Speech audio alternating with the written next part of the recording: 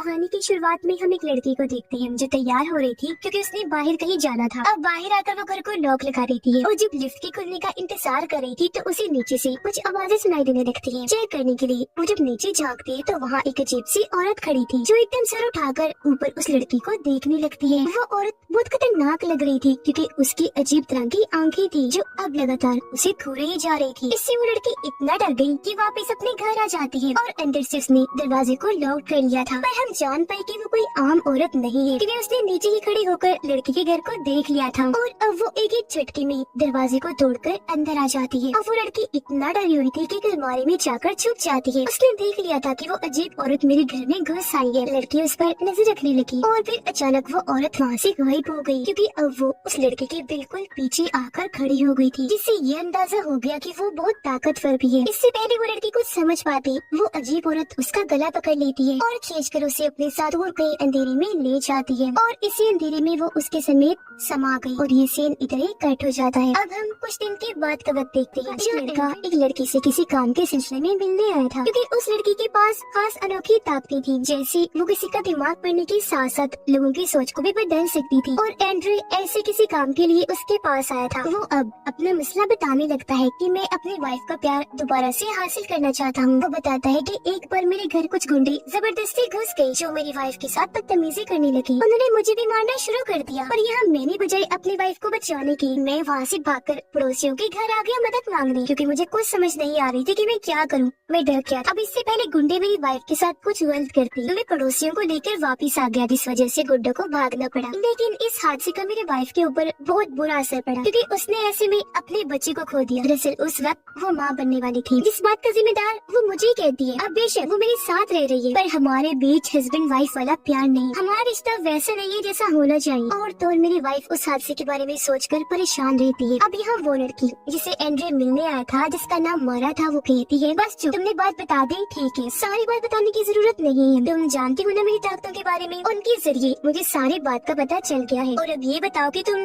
क्या चाहती हो। एंड्रे बताता है कि मैं चाहता हूँ मेरी वाइफ उस दिन के हादसे को पूरी तरह से भूल जाए ताकि हमारा रिश्ता पहले जैसा हो जाए और हम हंसी खुशी एक नई जिंदगी की शुरुआत करें। इस पर मारा का कहना था कि तुम ऐसा करो, अभी थोड़ा सब्र कर लो, उसे कुछ टाइम दो नॉर्मल होने के लिए, खुद में समझाते रहो, क्या पता वो ठीक हो ही जाए। लेकिन अगर फिर भी कुछ न बदला तो मेरे पास आ जाना, मैं तुम्हारी मदद कर दूंगी। अब एंड्रे को यहाँ अजीब लग रहा था। वो कहता है कि नहीं, मेरा मूड बदल गया है, मुझे तुम्हारी मदद नहीं चाहिए, अपना मसला मैं खुद हल करने की कोशिश करता हूँ। जो कहने के बाद वो यहाँ से चला जाता है। अब एंड्रे अपनी वाइफ के लिए फूल लेकर गया, अपने प्यार का इजहार करता है कि मेरी जान, मैं तुमसे बहुत प्यार करता हूँ। बड़े प्यार से उसे समझाता है कि पुरानी बातों और उस हादसे को भूल जाओ, मुझे अपनी गलती का पछतावा है, मैं तुमसे माफी मांगता हूँ। पर इन बातों का भी उसकी वाइफ पर कोई असर नहीं होता। वो ठीक से कोई भी जवाब न देकर उसे थोड़ी बहुत बातें सुनाकर यहाँ से चली जाती है, जिससे वो बेचारा काफी उदास हो गया। और अब उसके पास मारा से मदद लेने के अलावा और कोई रास्ता नहीं था, इसलिए वो दोबारा उसके पास आया। जहाँ मारा उसे एक खास किस्म का मशरूम देती है जो एक पौधा होता है और उसे कहती है कि तुम इसे किसी खाने की चीज में मिलाकर अपनी वाइफ को दे देना। इसे खाते ही वो फौरन सारी पुरानी बातें हमेशा के लिए भूल जाएगी, जिससे सब ठीक हो जाएगा। अब मैं तो तुम्हारा काम कर दूंगी, लेकिन इसके बदले तुम्हें भी मेरा एक काम करना पड़ेगा। मैं असल में कुछ महीनों के लिए शहर से बाहर जा रही हूँ, तब मेरे पीछे से तुम्हें मेरी मशरूम्स का ख्याल रखना होगा क्योंकि ये खास किस्म की है जो मुझे बहुत प्यारी है। हर महीने एक आदमी इन मशरूम्स को चेक करने आएगा, तो बोलो मंजूर है। अब एंड्रे को ये शर्त काफी आसान लगी, इसलिए वो फौरन मान जाता है। अगले दिन वो अपनी वाइफ के केक में उस मशरूम को मिला देता है जो वो खाने वाली थी। वो उसे टेबल पर ही रख के अंदर चला गया क्योंकि उसे ये कंफर्म नहीं था कि ये काम भी करेगा या नहीं। पर खैर ये खाते ही एंड्रे की वाइफ उसके पास आई और उससे प्यार से बात करने लगती है और फिर वही बात करती है जो सालों से एंड्रे सुनने को तरस रहा था, जो वो खुद भी चाहता था। यानी उसकी वाइफ कहती है कि मैं सब कुछ भूलकर तुम्हारे साथ एक नई जिंदगी की शुरुआत करना चाहती हूँ क्योंकि मैंने तुम्हें माफ किया। लेकिन हाँ, अब मैं इस घर में रहना नहीं चाहती क्योंकि मेरा यहाँ दम घुटता है। अपनी वाइफ के पहले जैसा हो जाने की वजह से एंड्रे तो पहले ही बहुत खुश था, तो वो उसकी ये बात भी मान लेता है और उसके समेत मारा के घर रहने का फैसला करता है क्योंकि शर्त के मुताबिक उसे मशरूम्स का ध्यान भी रखना था। ये दोनों जब मारा के घर आए तो एंड्रे की वाइफ को ये घर काफी पसंद आया, पर इन्होंने देखा कि अक्सर अलमारियों पर ताले लगे हुए हैं, लेकिन इस सब से उसकी वाइफ को फर्क नहीं पड़ रहा था। वो खुशी खुशी यहाँ रहने का फैसला करती है। अब कुछ दिन तो इनके बहुत अच्छे गुजरे, इन्होंने हंसी खुशी वक्त गुजारा, लेकिन फिर इनके साथ अजीबोगरीब चीजें होना शुरू हो जाती है। ऐसे महसूस होने लगा जैसे कोई छुपकर उसे देख रहा है, जो और कोई नहीं बल्कि वो एक गुंडी थी। क्योंकि बेशक वो उस हादसे को भूल चुकी थी, लेकिन सदमा अभी भी उसके दिमाग में था। क्योंकि उसके साथ गलत होने से तो रुक गया, पर उसका बच्चा चला गया और अब तो धीरे धीरे वो गुंडी उसे हर जगह नजर आना शुरू हो गई थी। और तो और उसे ऐसा भी महसूस होता है जैसे उसे कोई अजीब तरह से छूने की कोशिश कर रहा है। अब उसके साथ साथ एंड्रे को भी अजीब चीजें दिखना शुरू हो गई थी, जैसे उसे अक्सर एक बच्चे दिखाई देती थी जो उन्हें बार बार खतरे से आगाह करने की कोशिश करती है, समझाती है कि मारा तुम्हें फंसाना चाहती है, इसलिए तुम जितने जल्दी हो सके यहाँ से चले जाओ और उसकी बातों में कभी ना आना, अपना मसला खुद हल करने की कोशिश करो। और बस ये कहने के बाद बच्ची वहाँ से गायब हो जाती थी। ये चीजें कम नहीं थी कि उन्हें घर में अभी घोड़ा भी दिखाई देने लगा था, जो मारा के पास आने के बाद फिर गायब हो जाया करता था। अब ये सब देखकर एंड्रे कुछ समझ नहीं पाता कि क्या हो रहा है, इसीलिए वो मारा को कॉल करके इस सब के बारे में बताता है, जिस पर वो कहती है कि घबराओ नहीं, ये बस कुछ साइड इफेक्ट्स हैं उस मशरूम के जो तुम्हारी वाइफ ने खाई है, और क्योंकि तुम उसकी हस्बैंड हो तो उसके साथ साथ ये चीजें तुम्हें भी नजर आ रही हैं। ये बस ख्याल है, हकीकत में ऐसा कुछ नहीं। लेकिन जो उसने बताया वैसा कुछ नहीं था, क्योंकि एक सुबह जब वो दोनों सो रहे थे तो एक अनजान आदमी उनके कमरे में आकर खड़ा हो जाता है, जो दोनों को खोने ही जा रहा था। अब उसे देखकर एकदम एंड्रे की वाइफ की आँख खुल गई। अब उस अनजान आदमी को अपने बिल्कुल सामने खड़ा देखकर वो काफी घबरा गई। फौरन अपने हस्बैंड को जगा देती है। एंड्रे जागते उस आदमी को कहता है कि कमरे से बाहर चलो, मैं वहाँ आकर तुमसे बात करता हूँ। अब ये बूढ़ा आदमी और कोई नहीं बल्कि वही था जिसके बारे में मारा ने बताया था कि वो हर महीने मशरूम्स को चेक करने आएगा। अब यह एंड्रे उसकी बेइज्जती करता है कि तुम कैसे अजीब आदमी हो, मुँह उठाकर ये हमारे कमरे में चले आई, तुम्हें ऐसा नहीं करना चाहिए था। इस तरह बूढ़ा आदमी जो काफी अजीब था कहता है कि मेरा काम हो गया भाई, अब मैं जा रहा हूँ और अगले ही महीने आऊंगा। इतना कहकर वो वहाँ से चला गया, जबकि वो वापस अपनी वाइफ के पास आकर उसे संभालता है कि रिलैक्स हो जाओ, वो जा चुका है। अब अगले दिन जब एंड्रे अपने काम पर था और घर पर उसकी वाइफ अकेली थी, तो उसे घर में अजीब महसूस होने लगा। वो खुद को महफूज नहीं समझ रही थी, उसे डर लगने लगा, इसीलिए वो एंड्रे के ऑफिस के बाहर जाकर उसका इंतजार करने लगी। वो जब बाहर आया तो अपनी वाइफ को देखकर खुश तो था ही, साथ ही उसे काफी हैरानी भी हो रही। और अभी दोनों वापस घर आकर एक साथ बहुत अच्छा वक्त गुजारते हैं। अब ऐसे ही एंड्रे जब अगले दिन ऑफिस गया तो फिर से उसकी वाइफ को घर में अजीब महसूस होने लगा। इस बार तो उसे एक बच्चे के रोने की आवाज भी आई। अब ये आवाज सुनकर उसे बच्चे का ख्याल आया। वो अजीब सी हो गई, बिना सोचे अपने हस्बैंड को कॉल करती है, कहती है कि अब हमें भी बच्चे के बारे में सोचना चाहिए, और बस इतना कहकर उसने फोन काट दिया। अब जब ऑफिस से एंड्रे घर वापस आया तो वो अपनी वाइफ को बड़ी अजीब हालत में जमीन पर बैठा हुआ देखता है। उसकी वाइफ ने कपड़े नहीं पहने हुए थे और वो बहुत परेशान होकर रो रही थी। तब एंड्रे जल्दी से आकर उसे चादर लपेटता है, संभालता है, पर वो कंट्रोल से बाहर हो गई थी, क्योंकि अब पता नहीं कैसे उसे सब कुछ याद आ गया था। वो एंड्रे पर भड़क उठी कि उस दिन तुमने मुझे क्यों नहीं बचाया। वो पागलों की तरह हाथ पाँव मारने लगती है कि तुमने क्यों किया था वैसा, क्यों तुम डर के भाग गई थी, और फूट फूट कर रोने लगती है। अब यह एंड्रे को कुछ समझ नहीं आती कि क्या करूं। वो उसे शांत करके गले से लगा लेता है। उसे समझ नहीं आ रही थी कि इसे कैसे फिर से सब याद आ गया। वो मारा को कॉल करता है, पर उसका नंबर बंद था। वो फिर अपने दोस्त से मारा के बारे में पूछता है, जिसने उसे मारा के पास भेजा था। उसका दोस्त कहता है कि मारा के बारे में मुझे ऑनलाइन पोस्ट से पता चला था, मैं उसे करीब से नहीं जानता क्योंकि हम कभी मिले नहीं थे। ये सुनकर एंड्रे अब इस घर की मालकिन से मिलने का फैसला करता है ताकि उससे मारा के बारे में जानकारी मिल सके। पर छानबीन करने पर एक औरत उसे बताती है कि इस घर की मालकिन का 1948 में ये घर खरीदा था और जो मारा नाम की लड़की यहाँ पर रहती है ये वही मारा है। अब ये सुनकर एंड्रे का सिर चकरा जाता है। उसे समझ नहीं आ रही थी कि ये क्या हो रहा है, ये मुमकिन कैसे है, मतलब ये घर मारा का है और जो वक्त ये औरत बता रही है 1948, वो तो काफी सालों पहले का वक्त है। तो क्या मारा इतनी बड़ी है, और अगर है भी तो वो जवान कैसे दिखती। पर ये चीजें सोचने का इस वक्त टाइम नहीं था, अभी उसे अपनी वाइफ की फिक्र थी,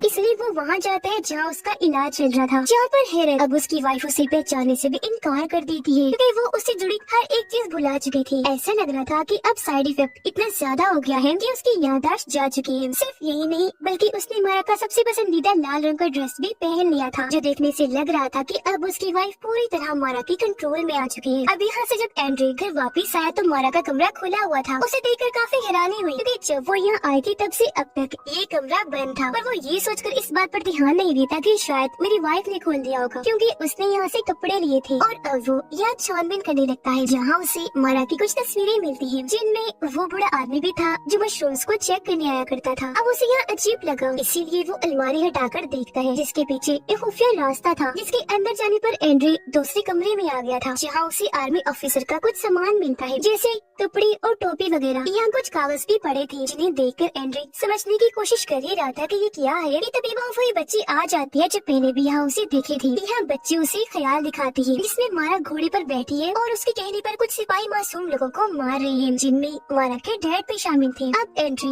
ये देखकर काफी घबरा गया कि मारा इतनी खतरनाक औरत है। तभी बच्ची उसे ख्याल से बाहर ले आती है। अब एंड्री बच्ची से सवाल करते हैं कि ये सब क्या था। तो अब बच्ची यहाँ पर मेन बात बताती है कि मारा असल में एक विज यानी चुड़ैल है। यही वजह है कि वो इतने सालों से जिंदा है और अभी तक जवान है, जिसने तुम्हें यहाँ पर अपने जाल में फंसा दिया। अब तुम ऐसा करो, यहाँ से निकल जाओ और फिर लौटकर कभी वापस मत आना। और हाँ, अपनी वाइफ को ढूंढो, उसे लाजमी लेकर जाना। और अब उसकी ये बात सुनकर एंड्री ऐसे करता है। वो अपनी वाइफ को हर जगह ढूंढने लगा पर वो उसे कहीं भी नहीं मिलती, जिसका मतलब वो कहीं गायब हो चुकी थी, जो मारा का ही काम था। तो अब एंड्री इंटरनेट पर मारा के बारे में और पता करने की कोशिश करता है, लेकिन तभी उसे वो बूढ़ा आदमी याद आया। वो सोचता है कि मैंने मारा के कमरे में उसकी तस्वीर देखी थी जब वो एक टावर के पास खड़ा था। तो अब एंड्री उस टावर के बारे में इंटरनेट से पता करके वहाँ पहुँच जाता है, जहाँ तलाश करने पर उसे वो बूढ़ा आदमी मिल भी जाता है, पर उसकी हालत कुछ ठीक नहीं लग रही थी। वो एंड्री को अपनी बातों में फंसाकर उसे अंदर बुलाता है और फिर उसे करंट का झटका लगाकर बेहोश कर देता है। एंड्री की जब आँख खुली तो वो खुद को एक गाड़ी में पाता है, जहाँ वो बूढ़ा आदमी उसे कहीं ले जा रहा था। एंड्री उससे सवाल करता है कि तुम क्या चाहते हो और मुझे कहाँ ले जा रहे हो, जिस पर बूढ़ा आदमी जवाब देता है कि मेरी वाइफ को मारा ने अपने पास कैद करके रखा हुआ है और मैं तुम्हारे बदले में अपनी वाइफ को मारा से छुड़वा लूंगा। यहाँ हमें पता चला कि इस बूढ़े आदमी की वाइफ वही है जिसे हमने शुरुआत में देखा था, जिसे वो डरावनी सी औरत अपने साथ ले गई थी, यानी कि वो अजीब औरत और कोई नहीं बल्कि मारा थी, जो अपना रूप बदल के वहाँ आई थी। अब यहाँ बूढ़ा आदमी सबसे जरूरी बात बताता है कि मारा असल में ऐसी विच है जो उन लोगों को अपने जाल में फंसाने के लिए चुनती है, जो अपनी जिंदगी पछतावे में गुजार रही होती है। जैसे कि मुझे इसलिए चुना क्योंकि नशे की हालत में मैं अपनी वाइफ को बहुत मारा करता था, इस बात का मुझे पछतावा भी हुआ करता था और इसी चीज का फायदा उठाकर मारा ने मुझे और मेरी वाइफ को फंसा लिया। जिसके बाद बूढ़ा आदमी एंड्री को लेकर एक अजीब सी जगह पर आ गया, जहाँ दीवारों पर बहुत सारी चमकदार मशरूम्स बेलें फैली हुई थी और उन बेलों में उस आदमी की वाइफ जकड़ी हुई थी और बहुत कमजोर डरावनी लग रही थी। वो आदमी अपनी वाइफ को बताता है कि तुम फिक्र न करो, आज इस आदमी के बदले में मैं तुम्हें यहाँ से आजाद करवा लूंगा। अब ये सुनकर उसकी वाइफ को दुख हुआ, क्योंकि अपनी जान बचाने के लिए वो किसी और की जान को दांव पर नहीं लगाना चाहती थी, पर मजबूरी है, उसे ऐसा करना पड़ना था। अब तभी यहाँ एक अजीब से गड्ढे से मारा निकलकर बाहर आती है और एंड्री के पास जाकर कहती है कि बहुत जल्द तुम्हारी वाइफ भी यहाँ आने वाली है। जिसके फौरन बाद हम एंड्री की वाइफ को घबराया हुआ देखते हैं, जो बचकर भाग रही थी। दरअसल उसके पीछे हुए गुंडे लगे हुए थे, जबकि इधर खतरनाक मारा फिर बूढ़े आदमी की वाइफ को मार डालती है और फिर अपने खतरनाक जादू से वो आदमी को भी बदलने लगती है और उसे एक घोड़ा बना देती है। आदमी तड़पने लगा, जिसके बाद वो इस कमरे को लॉक करके वहाँ से चली जाती है। अब थोड़ी देर बाद एंड्री की वाइफ गुंडों से भागकर यहाँ आ गई थी, जो काफी डरी सहमे लग रही थी। यहाँ हमें पता चला कि वो अजीब सा कमरा और कहीं नहीं बल्कि मारा के घर में ही है, जिसके अंदर अब आखिरकार एंड्री की वाइफ आ जाती है, जैसा मारा ने कहा था। एंड्री उसे संभालने की कोशिश करता है पर उसे अपने हस्बैंड में ही एक गुंडा दिखाई देने लगता है, जिससे वो इतना घबरा गई कि खिड़की से कूदकर अपनी जान ले लेती है। एंड्री भी हैरत से उसे देखता ही रह गया, क्योंकि वो बेचारा कुछ कर नहीं पाता। फिर नीचे जाता है उसकी लाश को देखने, जहाँ उसे पता चला कि ये मेरी वाइफ नहीं बल्कि बूढ़े आदमी की वाइफ है, जिसे मारा ने मार दिया था। पर एंड्री को फंसाने के लिए उसकी वाइफ की लाश को फेंक दिया, ताकि सबको यही लगे कि एंड्री ने उसे धक्का मारा था, जिससे अब वो बुरी तरह फंस गया। पुलिस उसे गिरफ्तार करके ले जाती है। हकीकत तो ये थी कि उसकी वाइफ वहाँ आई नहीं थी, वो तो बस मारा एंड्री को ख्याल दिखा रही थी उसकी वाइफ का। अब उसे इतना जलील करके भी मारा का दिल नहीं भरा और वो एंड्री की जमानत करवा लेती है। वो आजाद होकर मारा के घर ही गया, जहाँ पर पूरा ही घर खुला हुआ था और अब एंड्री दोबारा से उस अजीब कमरे में आ जाता है, जहाँ वो चमकदार मशरूम्स की बेलें थी। यहाँ उसे एक गड्ढा दिखाई देता है, जिसके अंदर वो कूद जाता है, क्योंकि उसे लग रहा था कि मेरी वाइफ यही मिलेगी, क्योंकि पिछली बार मारा यहीं से निकलकर उनके सामने आई थी। पर अब गड्ढे से बाहर आने पर एंड्री एक अलग ही टाइम में आ जाता है, जो काफी पुराना वक्त लग रहा था। वो आसपास अजीब तरह से देखने लगा। वो सामने एक घर देखता है जहाँ पर लाइट जली हुई थी, इसलिए अब वो वहीं जाने लगता है। पर यहाँ भी वो छोटी बच्ची आकर उसे रोक लेती है और अपने साथ एक फार्म में लेकर आ जाती है। फिर से एंड्री को एक ख्याल दिखाती है, ताकि वो जान सके कि मारा की कहानी क्या है, उसके साथ हुआ क्या था। तो हम ख्याल में देखते हैं ये वक्त है 1948 का, जब वो छोटी बच्ची थी, जहाँ मारा के गांव पर कुछ सिपाहियों ने हमला कर दिया था, क्योंकि वो गांव वालों के सभी घोड़े ले जाना चाहते थे। पर गांव वालों ने ऐसा करने से मना कर दिया, क्योंकि ऐसे उन बेचारों के कमाने का जरिया खत्म हो जाता, उनकी रोजी रोटी छिन जाती। इसलिए सभी गाँव वाले उनसे मिन्नतें करते हैं कि वो ऐसा ना करे, जिस पर सिपाही उनके साथ एक डील कर लेते हैं कि हमें मारा दे दो, जिस पर हम सिर्फ आधे घोड़े ले लिए जाएंगे। अब सारे गाँव वाले यहाँ तक कि उसके डैड भी इस डील के लिए मान गए, जिस पर सिपाही मारा को उठाकर अपने साथ ले गए। साथ आधे घोड़े भी और आधे गाँव वालों के पास ही रहने दिए। जिसके बाद वो मारा को उसे घर में ले आए जहाँ अब वो रहती है, और वहाँ उस पर बहुत जुल्म किए गए। इस वजह से मारा को बहुत गुस्सा आया और उसने अपने गाँव वालों से बदला लेने का फैसला किया, जिसके लिए उसने काला जादू सीखा और वो बन गई एक विच। और फिर इसी जादू की मदद से उसने सभी सिपाहियों को अपने कंट्रोल में करके गाँव वालों पर हमला करवा दिया और अपने डैड समेत सभी लोगों को मरवा दिया। और अब क्योंकि वो विच बन गई थी तो बुरा होने की वजह से उसने बहुत सारे शादीशुदा लोगों को अपने जाल में फंसाया, जिसके बाद वो उन्हें मार दिया करती थी। तो बस में से वो लड़की को तो बहुत बोरिंग हो देती थी, जबकि हस्बैंड्स को अपनी खतरनाक ताकतों से घोड़ा बना दिया करती थी और फिर उनका मांस खा लिया करती थी, जो उसे बहुत पसंद था, जैसा उसने बड़े आदमी के साथ किया। क्योंकि उस जैसे और एंड्रू जैसे लोगों को ही वो टारगेट बनाती थी, जो अपनी जिंदगी पछतावे के साथ गुजार रही होती थी, क्योंकि उनकी पछतावे से वो और ताकतवर बन जाया करती थी। यही वजह है कि वो अब तक जिंदा और जवान है, जो अलग अलग रूप भी बदल सकती है। अब ये ख्याल देखने के बाद एंड्रू दोबारा से उस घर की तरफ बढ़ने लगा, जिसके अंदर उसकी वाइफ और मारा रह रही थी। उसकी वाइफ बाहर आई और उसे वहाँ से भाग जाने का कहती है, क्योंकि वो सारी बात जान गई थी। मारा ने उसे बता दिया था कि तुम्हारा हस्बैंड तुमसे बहुत प्यार करता है और तुम्हारी वजह से वो मेरे पास आया था, तुम्हारी फिक्र है उसे, पर वो यहाँ से जाता नहीं बल्कि घर के अंदर आ जाता है, जहाँ सामने ही मारा बैठी थी। वो एंड्रू को देखकर काफी खुश हो गई, कहती है कि आओ आओ, मैं तुम्हारे आने का इंतजार कर रही थी, तुम इसे बचाने तो आ गई, पर अब मैं यहाँ तुम्हारे प्यार का इम्तिहान लूंगी। अगर तो तुम इसमें कामयाब रहे तो मैं तुम्हें जाने दूंगी। जाता है और तब मारा उसे उसी वक्त में भेज देती है जब गुंडे उनके घर में घुस आए थे और उसकी वाइफ के साथ बुरा बर्ताव कर रहे थे। पर इस बार वो भागता नहीं बल्कि उनका मुकाबला करने की कोशिश करता है। वो चाकू लेकर उनमें से एक पर हमला कर देता है और एक उसे चाकू से मारकर जख्मी कर देता है। उसकी हालत बहुत खराब हो गई और अब वो बेचारा अपनी वाइफ के साथ होने वाले बुरे बर्ताव को बस देख सकता था, कुछ कर नहीं सकता था। जहाँ पर तभी उसके पास मारा आकर कहती है, तुम अगर चाहो तो ये सब रुक सकता है, तुम्हें ज्यादा कुछ नहीं करना,